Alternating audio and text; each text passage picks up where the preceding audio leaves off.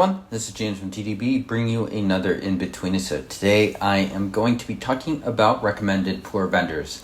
So this is a topic that I've touched on a bit.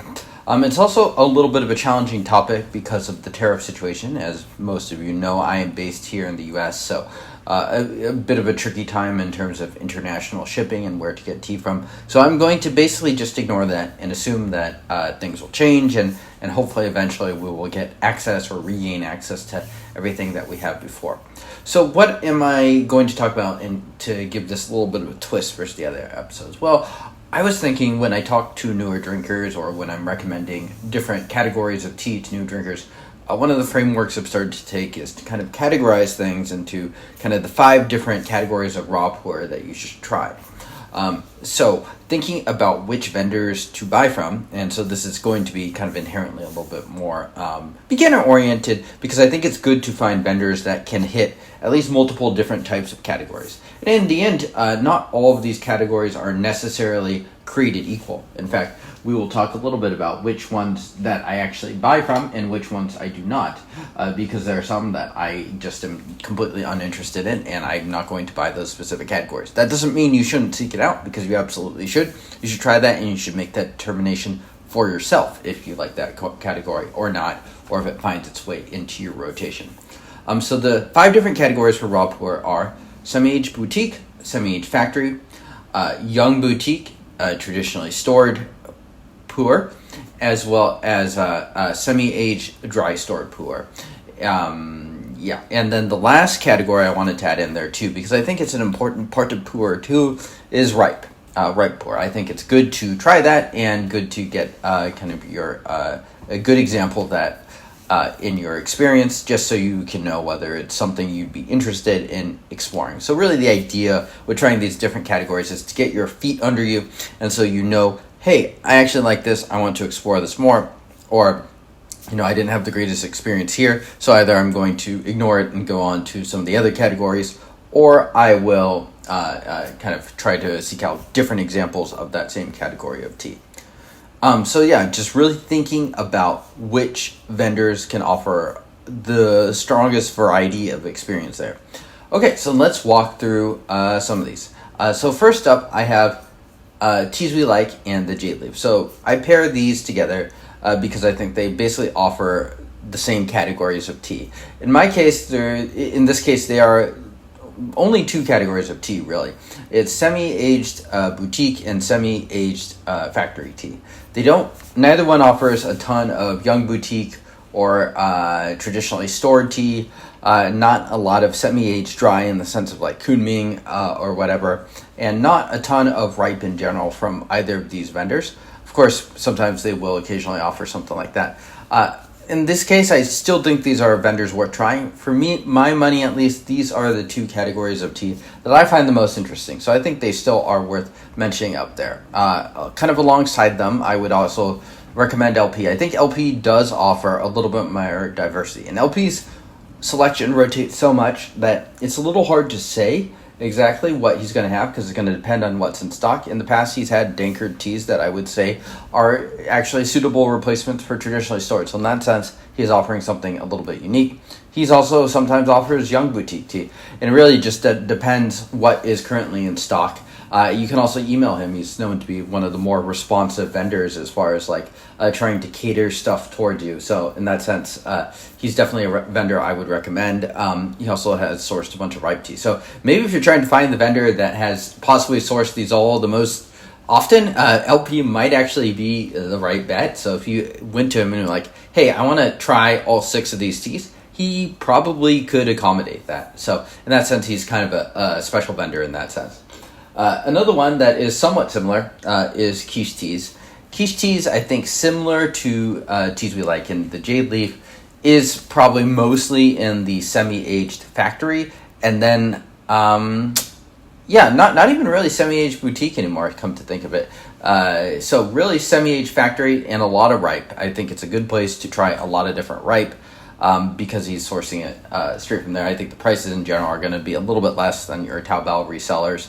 Obviously, if you actually go direct to Taobao, you could do that. But this is more a little bit more beginner-oriented in that sense. So you can really try, semi-aged factory and ripe tea. And occasionally you're going to have some young pu'er on there as well. Another one that I think is kind of perpetually underrated is Bana Tea. You can actually try a lot of these different categories from Bana Tea. You can try semi-aged boutique, semi-aged factory. I want to say yes, but I think it's a little bit harder to find examples there. You could definitely try some good ripe there, some young boutique. I think Bana Tea, a lot of the value is similar to Teas We Like in the sense that it's a pretty well curated catalog. You're not going to run into a lot of different duds. She even has traditionally stored tea. She definitely has some pretty dry stored tea. Most of the kind of boutique type tea would actually be more dry stored as opposed to something like Teas We Like. So yeah, in that sense, she's a little bit different too because the storage is going to veer a little bit more towards the drier stored side of things. But you can still try quite a bit of categories there. Another big advantage for Bana Tea and Linda is she is based in the US. So in that sense, I would recommend them as well. I also can't help but recommend someone like Yunnan Sourcing. He offers a lot of these different types of tea. You could definitely get semi-aged boutique. You can get semi-aged factory. You can get ripe. You can get young boutique. Traditionally stored, maybe a little bit less so, but I think that is the hardest category to kind of source on its own. You can definitely also get semi-aged dry stored boutique as well. In fact, that's sort of like Bana Tea. That would be the more common offering rather than semi-aged in like Taiwan or Guangdong or somewhere like that. So in that sense, he hits a lot of different categories.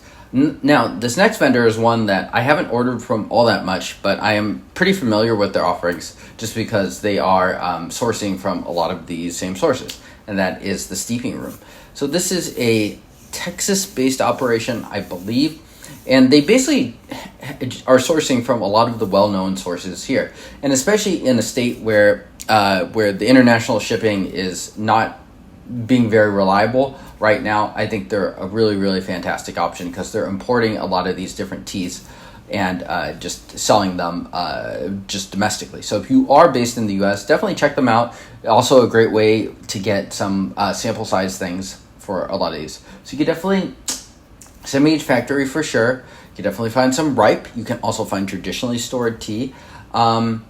So you can definitely find most of those categories, maybe not super boutique focused, whether it's semi-aged or young, but that's fine. There's a lot of options as far as boutiques go.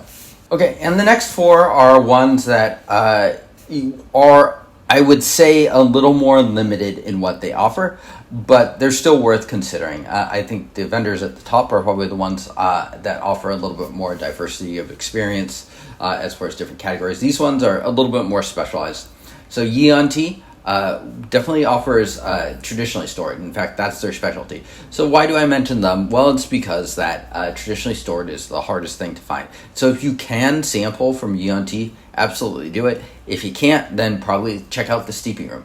Really, I think it's great that we can now sort of get experience as a newer tea drinker with traditionally stored tea, because I think it's a very important tea, and it's kind of amazing how it has gone basically not quite extinct, but it's become it's not a very well-known type of pu'er in pu'er circles, and it can take quite a bit of work to source, and so it used to be even harder to source 10 years ago or so. So yes, big thanks to Yee On for making that sort of thing available. The other two vendors I have listed here are White Tea, Crimson Lotus Tea. These guys are going to be focused, toss in Shiza Hao and Yangqing Hao too. These guys are all focused on kind of their own boutiques. For some of these vendors, you can buy ripe as well from them. But yeah, focused on young boutique stuff. So you can find them. I'm not going to say they're, Pu'er Northwest is another one worth mentioning. And this is basically a big collector based in Idaho, of all places, who has a lot of these different types of tea. He has a lot of ripe, he has a lot of semi-aged boutique, he has a lot of semi-aged factory. So kind of a pretty big array of things. Some of his stuff is definitely dry stored, some of it's a little wetter, depending on where it's from. You probably should email him and ask if you're not sure about that.